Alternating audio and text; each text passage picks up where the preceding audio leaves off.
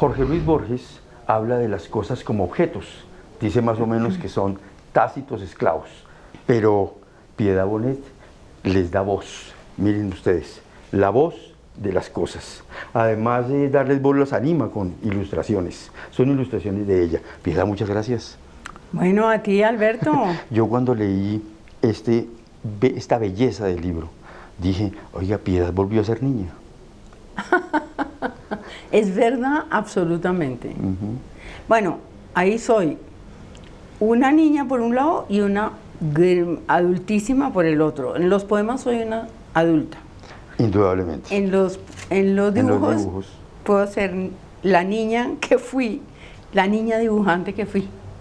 Bueno, cuando uno lee este libro, para mí fue imposible no empezar a hacer un viaje a través de la obra de Piedad, porque yo veía como en cada fragmento un pedazo de su propia historia. Por ejemplo, si yo dijera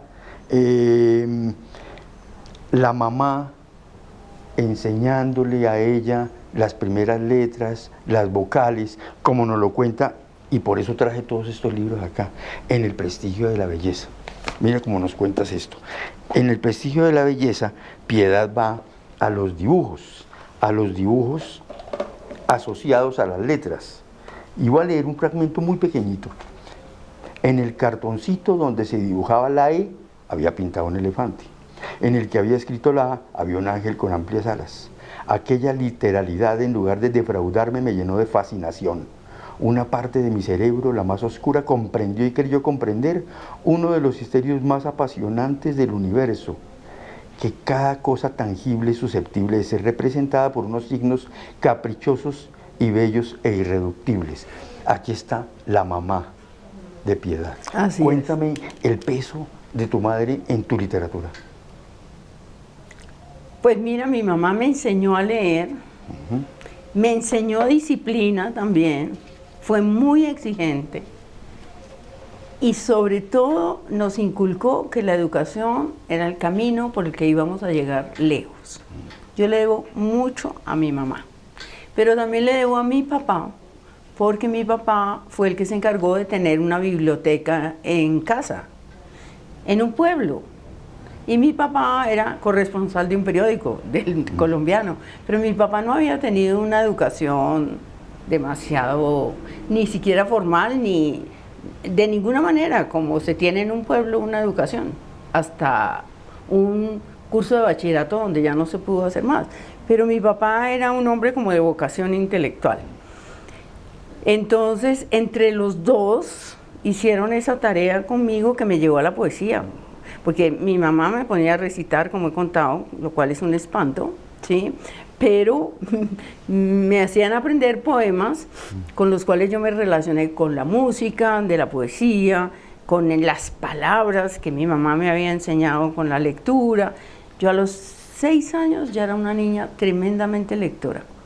Incluso hay un escrito, que ya no me acuerdo dónde está, que dice, descubrí la palabra Madagascar. ¿Por qué esa palabra en particular?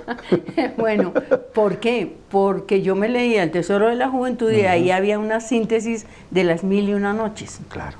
Y en Las Mil y Una Noches encontré la palabra Madagascar y muchas otras palabras. Yo estaba muy enamorada de cómo sonaban las palabras.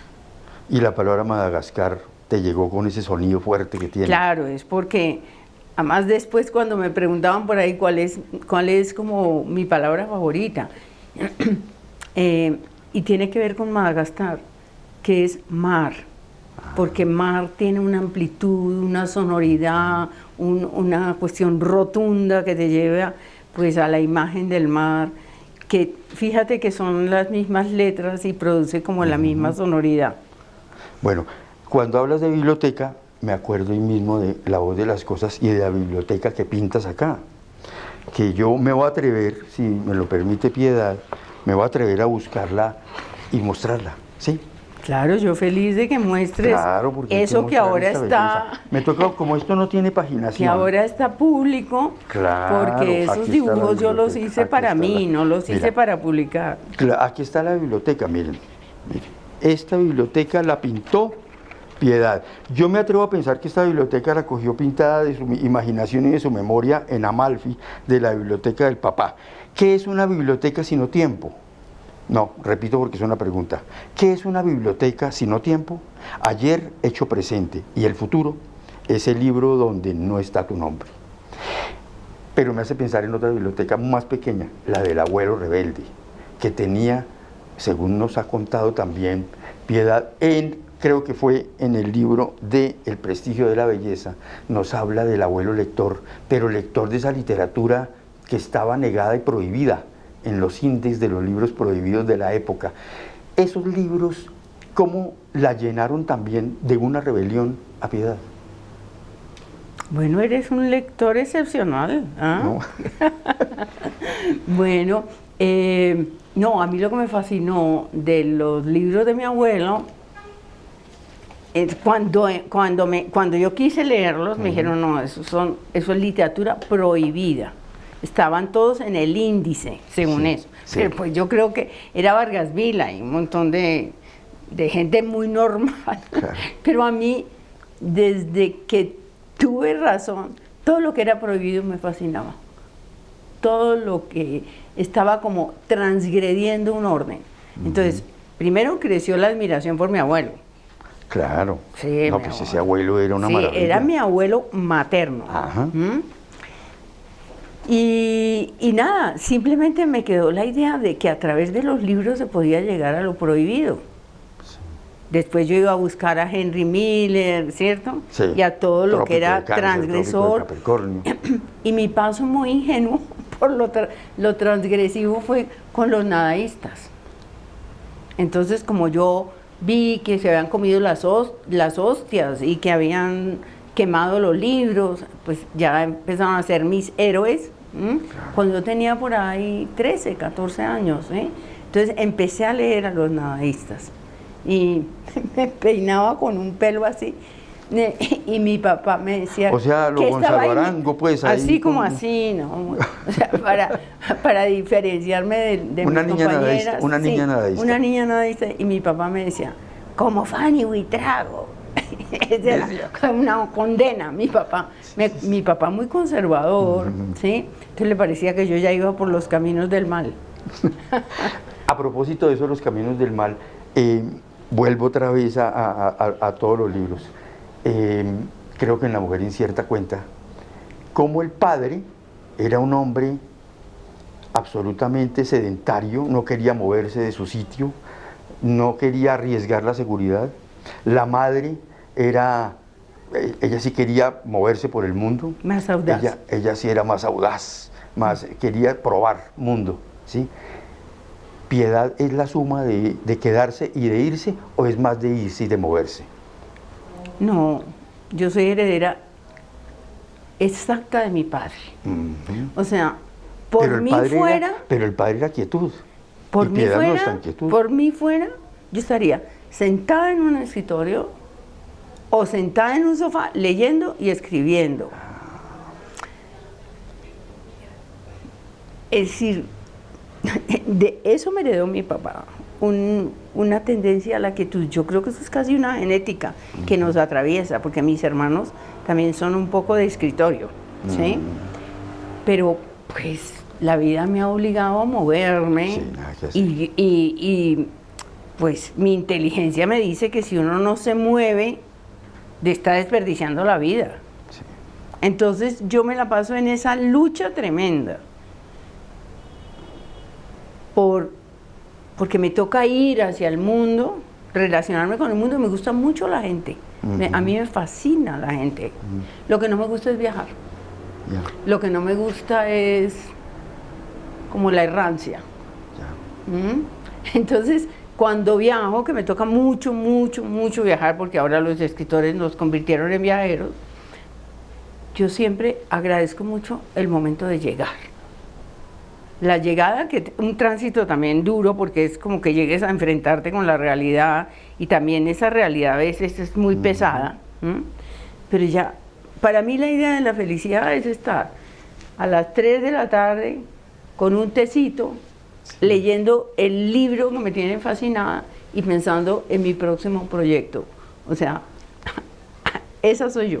Sí, esa es Piedad. Bueno, Piedad, quiero volver otra vez con la voz de las cosas, porque hay otra imagen que me hace pensar también un poquito en las raíces. Aquí está un poco el padre, ¿no?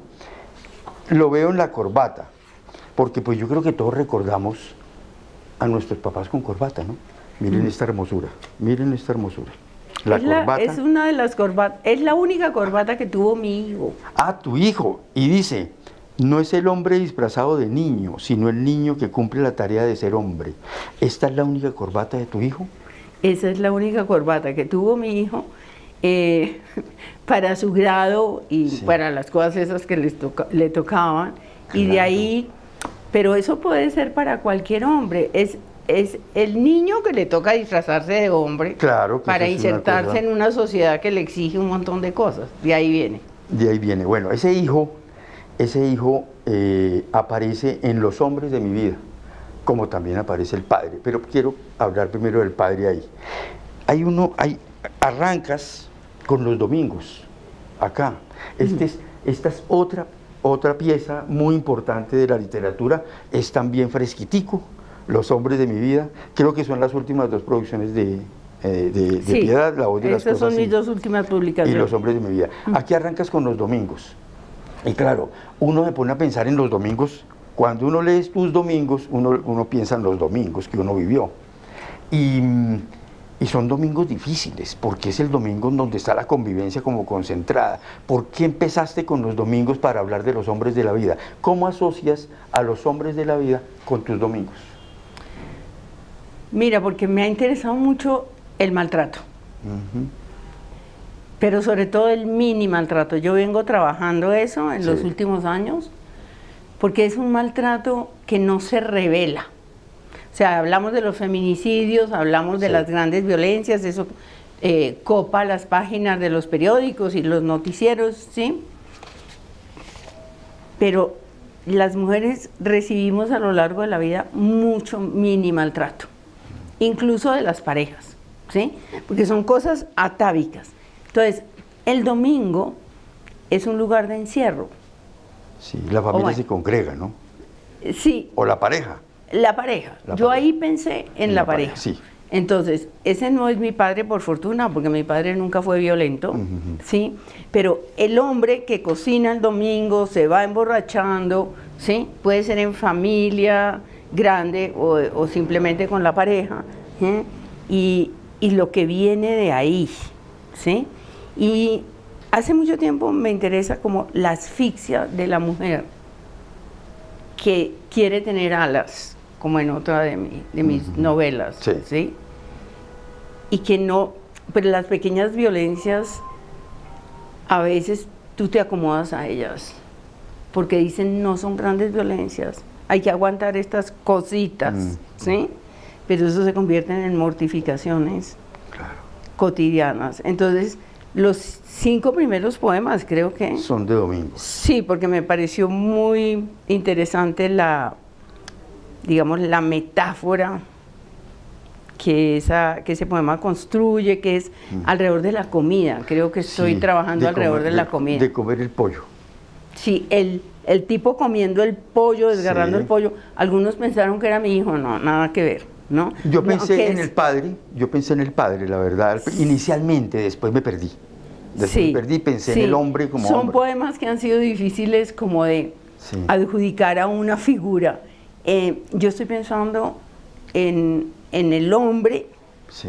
y esa relación atrapante de un domingo con una mujer de alguna manera sometida, eso es. Sí, ¿no? Y es que el nombre del libro, que es Los hombres de mi vida, lo hace uno pensar muchas cosas. Uno piensa, son los hombres de la vida de ella. Pero en realidad el ¿sabes hombre qué? Es un título irónico. Sí, No es un tipo, no es ternura ni lirismo. Sí.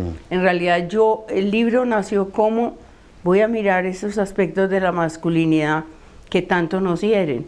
Pero ahí hay poemas también de amor, sí, claro.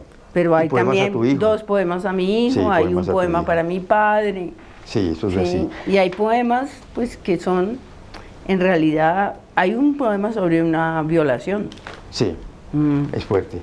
A mí hay un poema que me marcó mucho acá, obviamente más allá de los de tu hijo, uno dedicado a tu padre, en donde ve uno a tu padre ciego.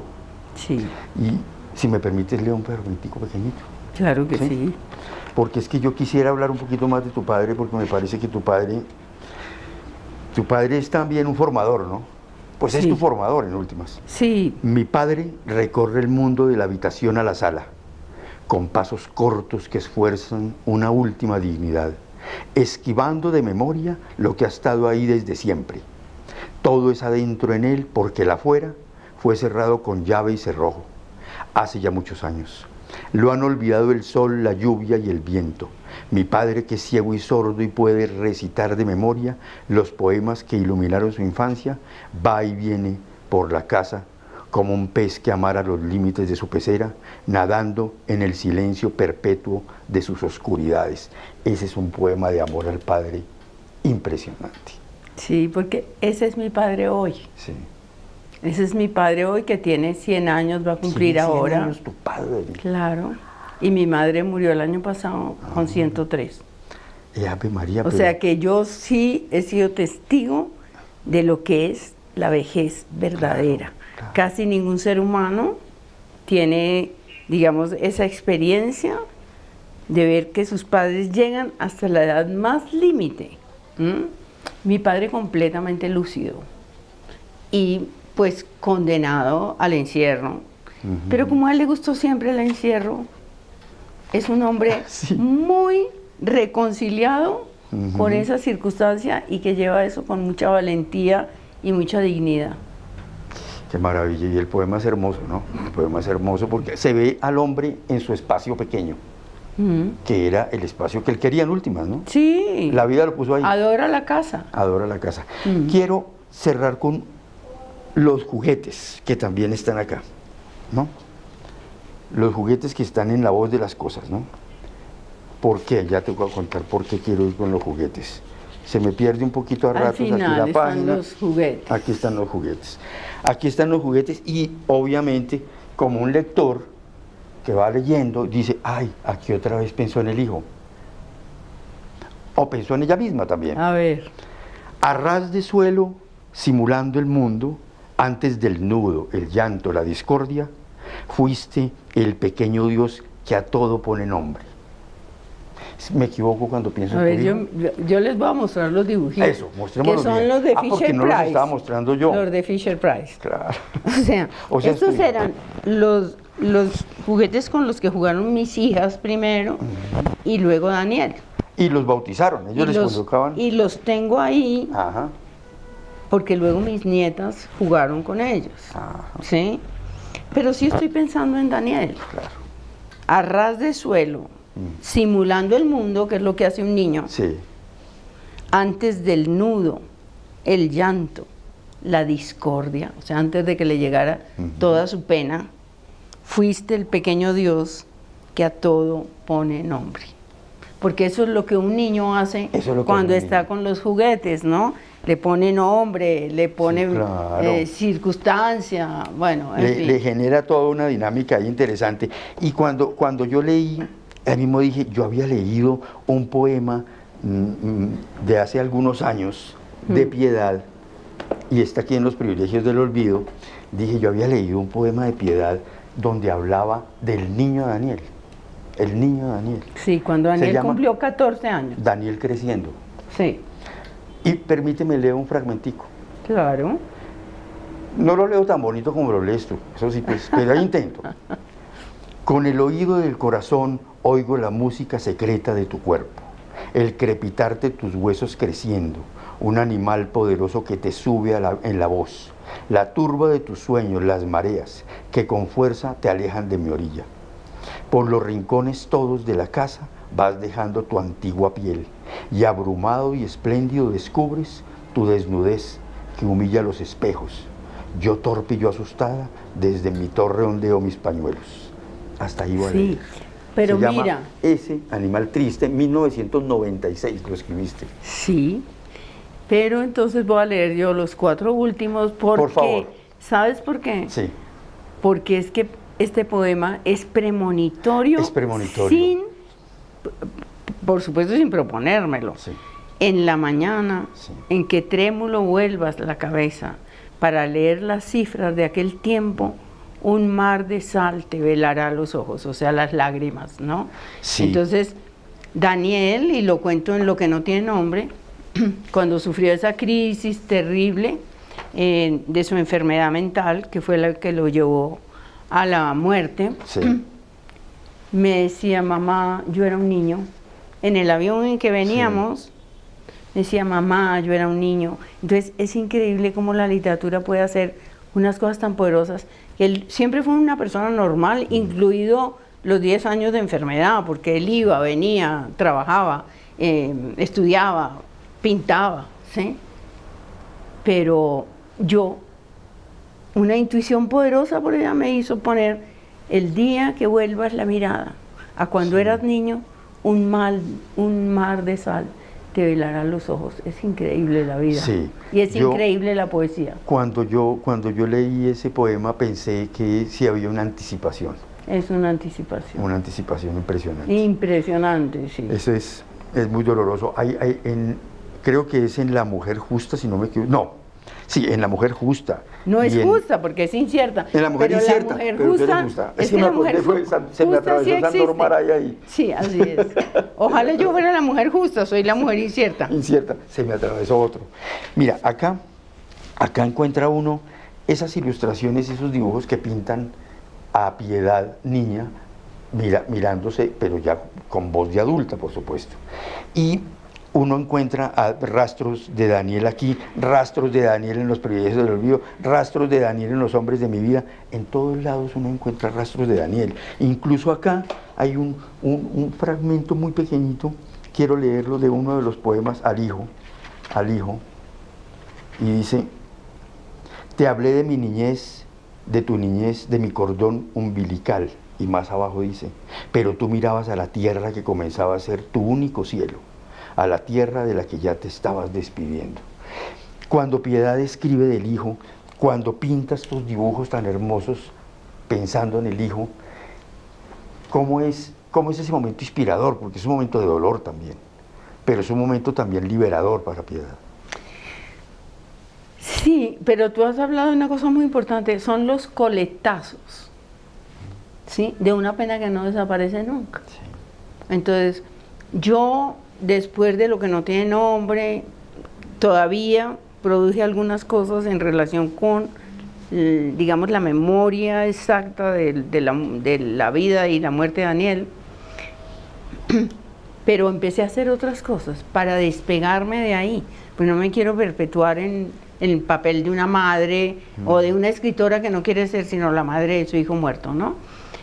Pero tengo que atender el llamado de ese dolor y esas nostalgias que vienen de repente, y pues si eso inspira poesía, yo tengo que dejar que esa poesía salga, ¿no? Claro. Entonces, no sé hasta cuándo irán esos coletazos, pero yo me imagino que hasta la hora de la muerte, ¿no? Es que el duelo no acaba. Yo soy padre y me imagino esto y creo que el duelo nunca termina, ¿no? No, un duelo por un hijo no termina No nunca. termina nunca.